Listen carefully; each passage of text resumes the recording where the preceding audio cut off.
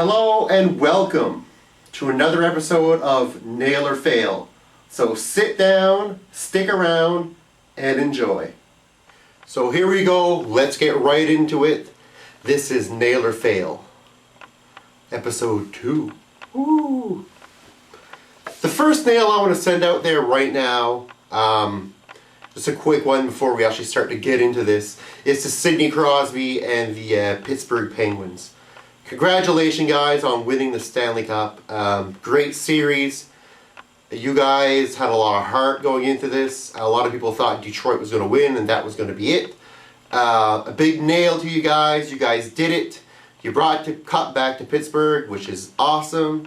Not as awesome as bringing it to Edmonton, but nonetheless still awesome anytime I see a player that used to play for Rimouski who wins the Stanley Cup, such as Sidney Crosby. So, great going. Good job, guys. Definitely a nail in my book. Now, let's move on here to some other stuff. The next nail I want to give out is to a movie that some people may or may not have heard of, and it is a movie called Anvil, the story of, you guessed it, Anvil.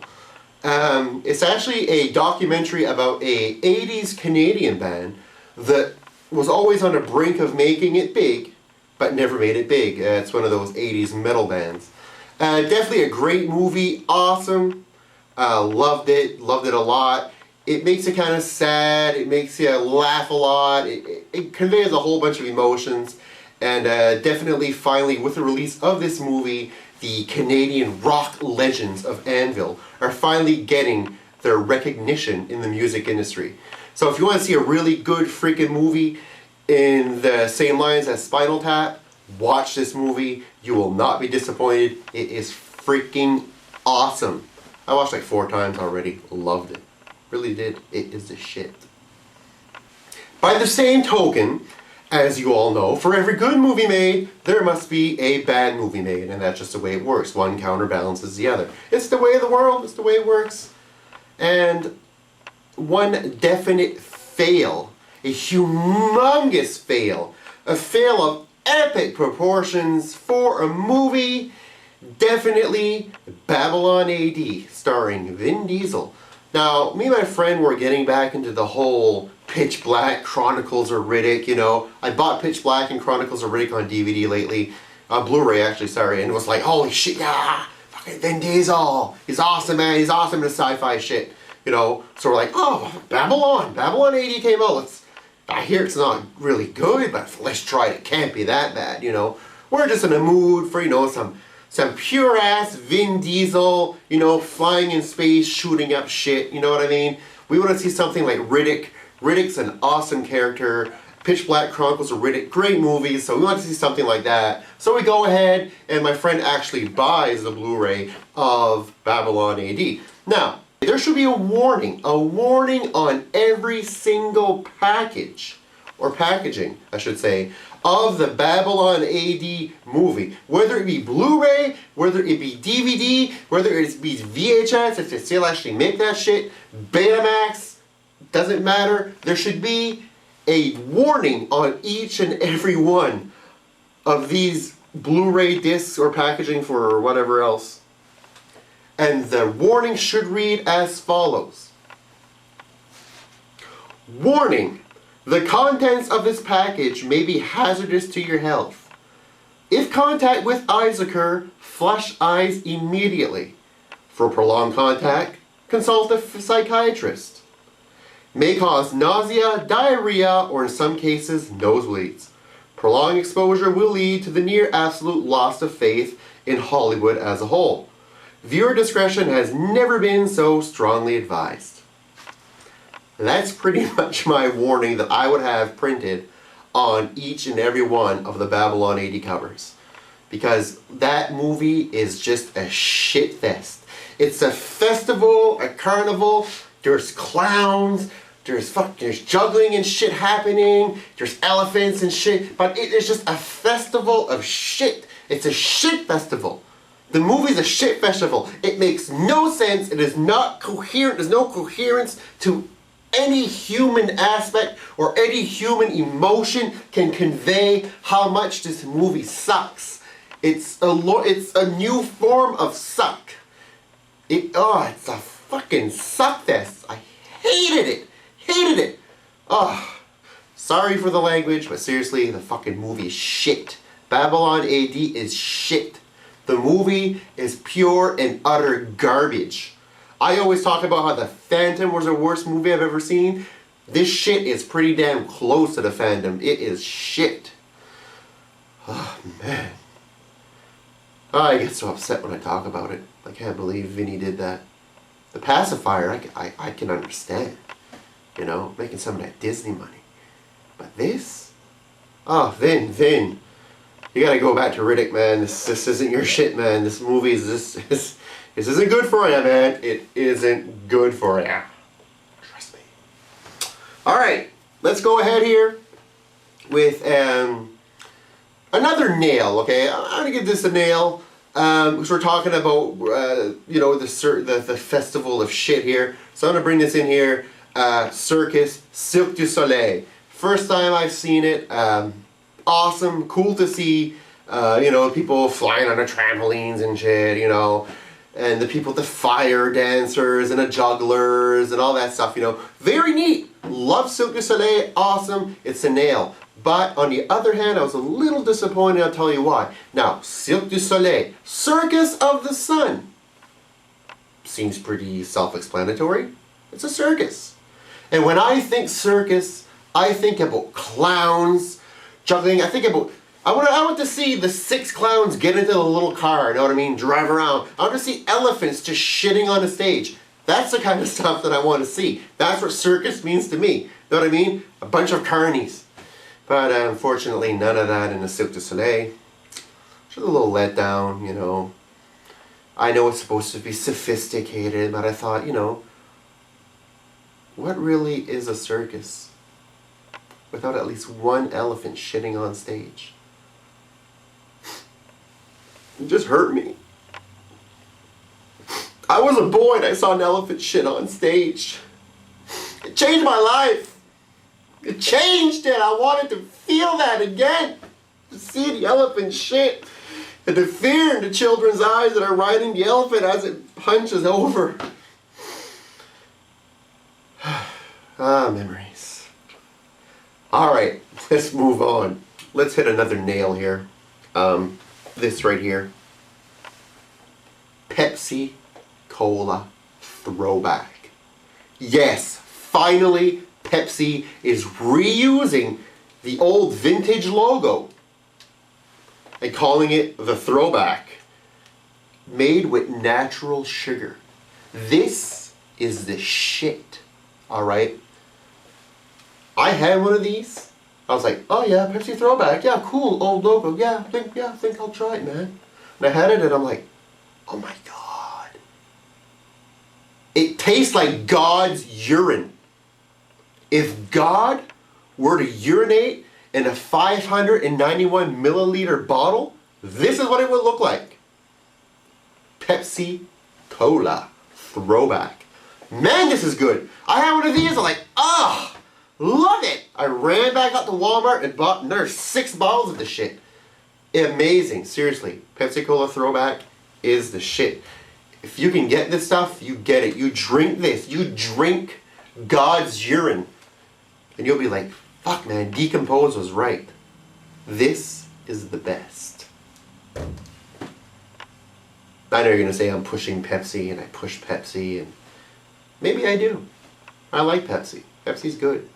And this throwback stuff, vintage logo, natural sugar, different taste, just, it's addictive.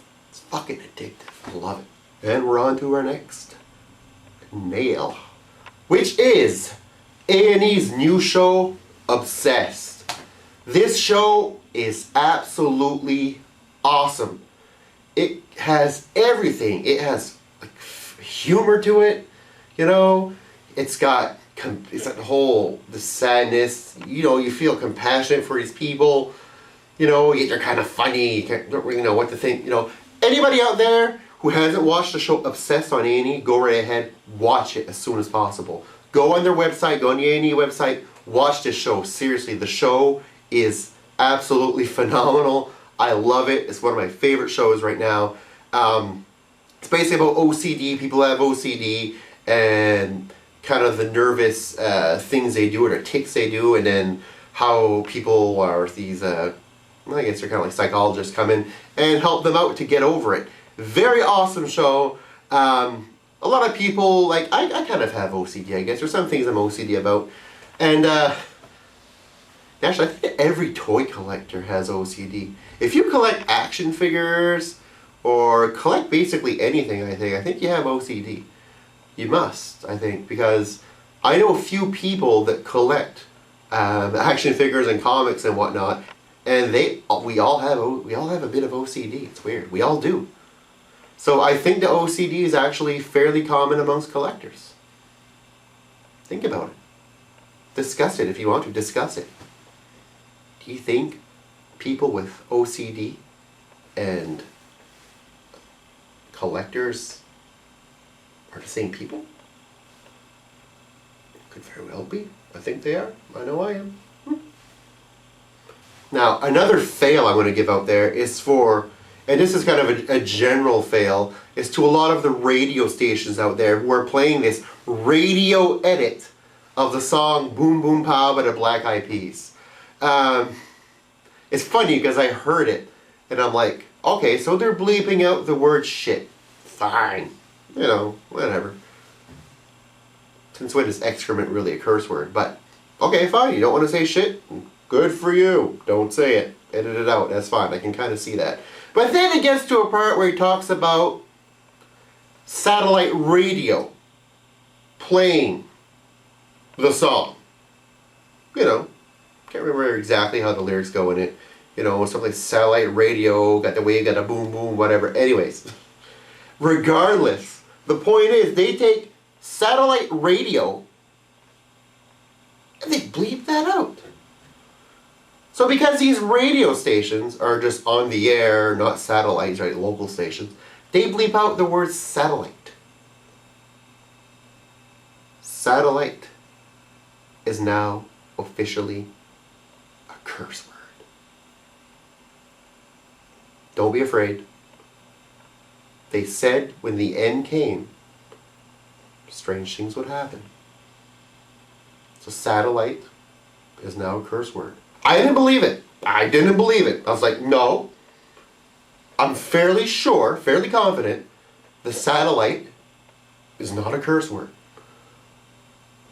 So I looked, you know, in a dictionary. I looked online and checked for satellite, you know, what was satellite, you know, and apparently they seem to think it's some big, like, discular device that is used to, like, to capture signals or something like that from space.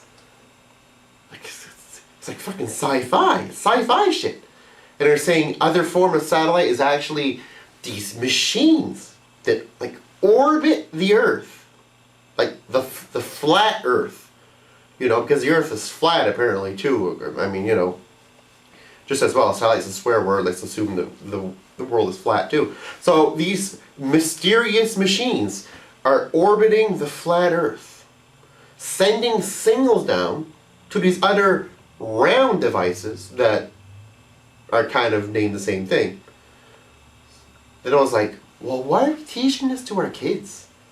These magical machines around the Earth, you know, when the real like definition of the word is to curse.